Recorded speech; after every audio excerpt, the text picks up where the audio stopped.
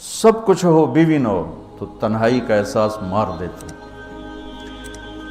اس سے ایک اور مطلب نکلتا ہے کہ لباس کے بغیر ایک لمحہ گزارا نہیں. سارا دن پانی نہیں پیتے ہیں نا، اب میں بیان میں پانی پی رہا ہوں، لیکن 16 گھنٹے تو گزارے ہیں نا، پانی نہیں پیا، کھانا نہیں کھایا. 16 سیکنڈ لباس کے بغیر گزار سکتے ہیں؟ بولو. کوئی بھی کمرے میں نہ ہو، تم تنہا ہو، تم کپڑے اتارو تو تم اپنے آپ کو عجیب فیل کرو گے. تم خود اپنے آپ کو چادر میں چھپانے کی کوشش کرو گے. ان لباس ایک ایسی زبردست ضرورت ہے بلا دلیل کہ تم تنہا کمرے میں بھی کپڑے اتارو تو تم اپنے آپ کو عجیب سا محسوس کرتے ہو. اس سے پتہ چلا کہ بیوی کے بغیر کوئی زندگی نہیں ہے اور خامد کے بغیر عورت کی کوئی زندگی نہیں ہے. یہ ہمارا بدبخت معاشرہ ہندی کہ کسی بچی کو طلاق ہو جائے وہ گل سڑ کے مر جاتی، اس کی شادی نہیں ہوتی. کوئی جوان بچی بیوہ ہو جائے وہ سسک کے مر جاتی، اس کی شادی نہیں ہوتی. کوئی 40-50 سال کا ہو جائے مرد، اس کی بیوی مر جائے، کوئی اس کو لڑکی دینے کے لیے تیار کوئی نہیں. اور لباس کا لفظ بتاتا ہے کہ شادی کے بغیر انسان ننگا ہے اور ننگے انسان کا کوئی کہیں بھی گزارا نہیں ہے. لفظ لباس بتاتا ہے کہ ہم اس چیز کو رواج دیں کہ شادیاں ہوں، بیوہ کی شادی ہو، مطلقہ کی شادی ہو، کوئی کس کی بیوی مر جاتی ہے. حضرت ابن مسعود کا فرمان ہے اگر میری موت میں 10 دن باقی ہوں تو بھی میں شادی کر لوں گا اگر میری بیوی مر جائے تو. ابو ہریرہ کہتے ہیں اگر میری زندگی میں 7 دن باقی ہوں اور میری بیوی مر جائے تو میں 1 ہفتہ بھی شادی کے بغیر نہیں رہوں گا، میں شادی کر لوں گا. تو ہم ایک ہندی معاشرے سے متاثر ہیں جہاں بیوہ کی کوئی سنوائی نہیں، مطلقہ کی کوئی سنوائی نہیں، اور کوئی جوان بھی 2-4 بچے ہیں اور بیوی مر جائے تو اس کی کوئی شادی نہیں ہے. سسک کے وہ بلک کے زندگی گزارتے ہیں. ہم لوگ اس کو رواج دیں. لباس، لفظ لباس بتا رہا ہے کہ جیسے لباس کے بغیر ایک لمحہ آدمی چین سے نہیں بیٹھ سکتا، ایسے ہی اس رشتے کے بغیر زندگی میں کوئی خوبصورتی نہیں، کوئی حسن نہیں. میں نے جیسے کہا لباس سب سے قریب ہے، تو اس کے بعد بیوی کا حق سب سے پہلے آ جاتا ہے. ماں باپ کی طرف سے زیادتی آئے تو تمہارے ذمے ہے اپنی بیوی کو بچاؤ، اللہ کے واسطے اپنی بیویوں کی حفاظت کرو. ہاں تمہاری بیوی کی طرف سے زیادتی آئے تو اللہ کے واسطے ماں باپ کی حفاظت کرو. تو اس کا مطلب یہ نہیں کہ تم ڈنڈا اٹھا لو، اپنے اخلاق ایسے بناؤ، سپرنگ بن جاؤ. سپرنگ جو پریشر سے کو قبول کر کے دب کر کے نیچے چلا جاتا ہے، نیچے جانے میں جڑ جانے کا نظام چھپا ہوا ہے کہ جھک جاؤ. ماں باپ ناراض ہو ان کے پاؤں پکڑ لو، بیوی ناراض ہو اس کے پاؤں پکڑ لو. ذلت میں عزت چھپی ہوئی ہے، ساری زندگی کا تجربہ بتا رہا ہوں. ذلت اللہ کی رضا کے لیے ذلت اٹھانے میں عزت چھپی ہوئی ہے. ہن لباس لکم. کتنا ہی مجھے غصہ چڑھا ہو میں اپنے کپڑے پھاڑوں گا، مجھے غصہ آ گیا میں نے اپنے کرتے پھاڑنے میں، کسی یہ پاگل تو کرے گا، سمجھدار دوئے دا کرتا پاڑے گا، اپنا نہیں پاڑے گا. اب مجھے بیوی پہ غصہ چڑھ گیا تو میرا لباس ہے، اس کو تار تار کر دوں، گالیاں دوں، تھپڑ ماروں. تو ایسا ہی جیسے میں اپنے کرتے کو پھاڑ رہا اور اپنے کرتے کو تار تار کر رہا. بیوی کو غصہ چڑھے تو وہ اپنے کپڑے پھاڑتی ہے. کپڑوں کے لیے کتنے حفاظتی نظام ہیں، الماریاں بنی ہوئی ہیں اور ہینگر بنے ہوئے ہیں، کریز خراب نہ ہو. جب پڑھتا تھا نا لاہور تو اسکول میں یا کالج کا میں سب سے خوش لباس لڑکا کہلاتا تھا کہ میں اپنی اسکول سے آ کر نا، اب ہاسٹل میں کوئی استریاں تو ہیں نہیں، نہ ہی کوئی نوکر، تو اپنی پتلون کو ایسے ہاتھوں سے استری کرنا اور کر کے پھر تہ لگانا، پھر سرانے کے نیچے رکھنا پھر اس کے اوپر سونا تاکہ خود بخود استری ہو جائے اور کریز ٹھیک ہو جائے، اور رات کو بالوں کے اوپر رومال باندھنا تاکہ بالوں کی سیٹیں خراب نہ ہو جائیں، کیونکہ میں نے بال بنوائے تھے وحید مراد کٹ بال، 2 فلم سٹاروں کا ہیئر کٹ چلا، ایک دلیپ کمار کا، ایک وحید مراد کا۔ تو عام جو تھے نا بال کاٹنے والے، وہ 8 آنے لے کے بال کاٹ دیتے تھے۔ وحید مراد کٹ کے لیے 5 روپے لگتے تھے۔ 5 روپے اس زمانے میں بہت بڑی دولت تھی، جب ڈالر 1 روپے کا تھا۔ $5 کتنے ہو گئے ہیں جی؟ 500 سے اوپر ہے۔ تو یوں سمجھو کہ وہ 5 روپے دے کر وحید مراد کٹ بنتا تھا، تو پھر میں وہ اوپر رومال باندھتا تھا کہ سوتے ہوئے میرے بالوں کا ہیئر سٹائل خراب نہ ہو جائے۔ ایک چھوٹا سا بچہ ہے لیکن اپنے لباس کو کیسے حفاظت کر رہا ہے، کریز ٹھیک کر رہا ہے، سرانے کے نیچے رکھ رہا ہے اور اس کو صاف ستھرا رکھ رہا ہے۔ ہم کھاتے ہوئے کیا کرتے ہیں، آگے اگر کپڑے نئے پہنے ہوں تو آستینیں چڑھا لیتے ہیں کہ کہیں کوئی شوربہ کچھ سالن ادھر نہ لگ جائے، ادھر نہ لگ جائے۔ میں جب بھی بیٹھتا ہوں تو میری بیوی کہتی ہے آستینیں چڑھاؤ، آستینیں چڑھاؤ، لگ نہ جائے۔ اور آگے ہم کیا کرتے ہیں، تولیہ رکھتے ہیں، نیپکن رکھتے ہیں، رومال رکھتے ہیں۔ بڑے بڑے ہوٹلوں میں جاؤ تو پہلے وہ ساتھ رکھا ہوتا ہے کہ کوئی کھانے کا ذرہ گرے، سالن کا کوئی قطرہ گرے تو آپ کے کپڑے خراب نہ ہوں۔ ہم کیچڑ میں جا رہے ہوں تو ہم اپنے پاؤں گندے کر لیتے ہیں، کپڑے گندے نہیں ہونے دیتے۔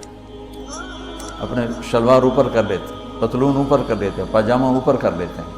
تو جب کہیں سے کوئی آنے لگے ایسی ناگواریاں تو اپنے اوپر لے لو، بیوی پہ نہ آنے دو۔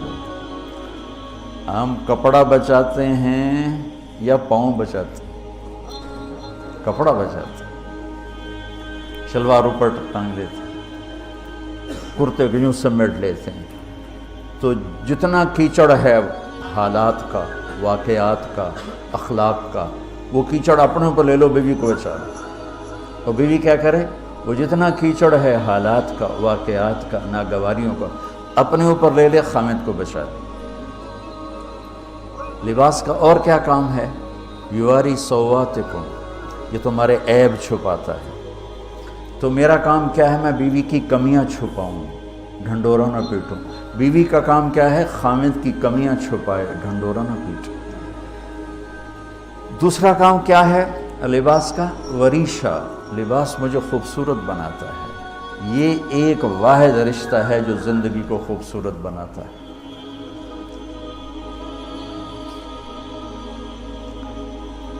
ہن لباس لکم انتم لباس لہن۔ تو لباس کیا کرتا ہے، زیب و زینت۔ لباس کیا کرتا ہے، عیب چھپاتا ہے۔ لباس کیا کرتا ہے، خوبصورت بناتا ہے۔ تو اس رشتے کو خوبصورت بنانا ہے، بیوی خامند کے لیے، خامند بیوی کے لیے۔ کس طرح یہ رشتہ خوبصورت بنے گا، اچھے اخلاق کے ساتھ، اچھے اخلاق کے ساتھ۔ اگر گھر والوں کے اخلاق اچھے ہوں، وہ بچی ساس سسر کو ماں باپ بنا لے، ساس سسر بچی کو ماں باپ بنا لے، خامند بیوی کو ہتھیلی کا چھالا بنا لے، بیوی خامند کو ہتھیلی کا چھالا بنا لے۔ میں قربان جاؤں اپنے نبی پر، ساری کائنات کو نور ایمان دینے والی ہستی، اور حضرت عائشہ رضی اللہ عنہ کو لقمے بنا کے کھلا رہے ہیں۔ کمال۔ حضرت عائشہ رضی اللہ تعالیٰ عنہ، وہ بڑی بڑی بوٹیاں ہوتی تھیں نا، وہ اٹھا کے ایسے نوچتیں اور پھر رکھ دیتیں، روٹی کا ٹکڑا اٹھاتی۔ میرے نبی وہی بوٹی اٹھاتے جہاں حضرت عائشہ نے نوچا ہوتا تھا، وہیں دکھا کے کرتے تھے، ان کی محبت کو لینے کے لیے اور ہمیں سکھانے کے لیے۔ حضرت عائشہ گلاس اٹھاتی، بڑے بڑے ہوتے تھے، اب تو یہ چھوٹے چھوٹے گلاس ہیں۔ بخل کا زمانہ آ گیا، پانی بھی تھوڑا دیں دیں۔ ہمارے دیہات کا کلچر تھا، اب تو مٹ گیا ہے، مہمان ہی کوئی نہیں ہوتے۔ جب کچی سڑکیں ہوتی تھیں اور ذرائع نہیں تھے تو بہت سے مسافر ہمارے ڈیروں میں آ کے رات گزارتے تھے، ہماری پہچان والے نہیں، اجنبی راہگیر، اور کوئی پہچان والے بھی، لیکن جو بھی تھے، کوئی اپنے ہیں، پہچان والے ہیں، دوست ہیں، مسافر راہگیر ہیں، ان کو رات کو کھانے کے بعد دودھ پلانا یہ ہماری تہذیب تھی کہ جتنے بھی ہیں دیرے میں 15 ہیں 20 ہیں 1 ہے، جاؤ بھائی روٹی کھا لی ہاں دودھ پواؤ سارے ہیں۔ جانور بہت زیادہ ہوتے تھے، کھیتی باڑی کم ہوتی تھی، دودھ وافر ہوتا تھا، وہ گلاس اتنے بڑے بڑے ہوتے تھے، 3 پاؤ کا گلاس ہوتا تھا۔ تو ایک ہمارے دادے کے زمانے کا نا چاچا لال سنپال وہ آ گیا دیرے میں، نوکر گیا دودھ پلانے، تو گلاس کو دیکھ کے نوکر سے کہندا پتر میں نہیں پیندا۔ اسا کیا چاچا کیوں نہیں پینا؟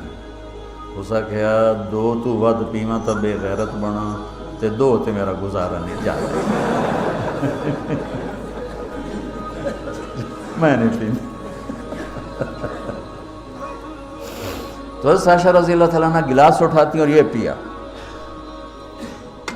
یہ رکھا۔ میرے نبی اٹھاتے اور جہاں حضرت عائشہ کے ہونٹ لگے ہوتے تھے وہاں ہونٹ رکھ کے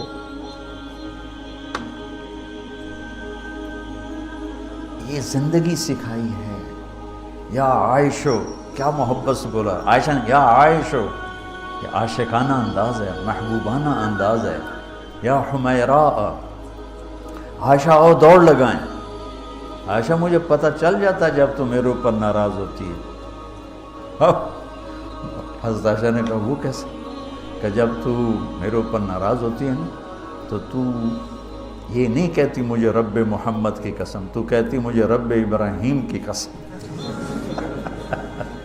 جب تو میرے اوپر راضی ہوتی ہے تو کہتی ہے مجھے رب محمد کی قسم، اور جب تو میرے اوپر ناراض ہوتی ہے تو کہتی مجھے رب ابراہیم کی قسم۔ کہ یا رسول اللہ صلی اللہ علیہ وسلم نام ہی آپ کا نہیں لیتی، میرا تو دل آپ پہ کیا، میری جان قربان ہے آپ پر۔ عرب کے ماحول میں اظہار عشق عیب تھا بیوی سے، ہاں معشوق سے اظہار عشق ساری شاعری بھری پڑی، تم نے شعراء جاہلیت پڑھو یا بعد کو پڑھو، بھری پڑی۔ وَهَلْ تَبْكِينَ لَيْلَا إِذَا مِتُّ قَبْلَهَا وَقَامَ عَلَى قَبْرِ النِّسَاءُ النَّوَائِحُ لَيْلًا كَمَا لَوْ أَصَابَ الْمَوْتُ لَيْلًا بَكَيْتُهَا وَجَادَ لَهَا دَمْعًا مِنَ الْعَيْنِ الصَّافِحُ وَأَغْبِطُ مِنْ لَيْلًا بِمَا لَا أَنَالُهُ بَلَا كُلُّ مَا قَرَّتْ بِهِ الْعَيْنُ طَائِعُ وَلَوْ أَنَّ لَيْلًا، دیکھو لیلہ لیلہ لیلہ 4 شعر ہیں، لیلہ ہر شعر میں لیلہ۔ وَلَوْ أَنَّ لَيْلَ الْأُخَيْلِيَّةَ سَلَّمَتْ عَلَيَّ وَدُونِي جَنْدَلٌ وَالصَّفَائِحُ لَسَلَّمْتُ تَسْلِيمَ الْبَشَاشَةِ أَوْ زَقَى إِلَيْهَا صَدًا مِنْ جَانِبِ الْقَبْرِ سَائِحُ۔ وہ بڑے زور شور سے لیلہ لیلہ لیلہ اپنے اشعار میں کہہ رہا ہے،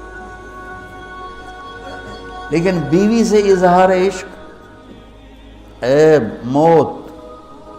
اس ماحول میں جس میں بیوی سے اظہار عشق ایک عیب تھا اور معشوق سے اظہار عشق شاعری بھری پڑی، ترکت ہوا لیلا وسعدا بمعزل، کیا کیا خوبصورت شاعری ہے۔ بے بالشموس الجانحات غواربا، اللہ بساط من الحریر جلاببا، حاولنا تفدیتی وخفنا مراقبا فوضعنا ایدیہن فوق ترائب۔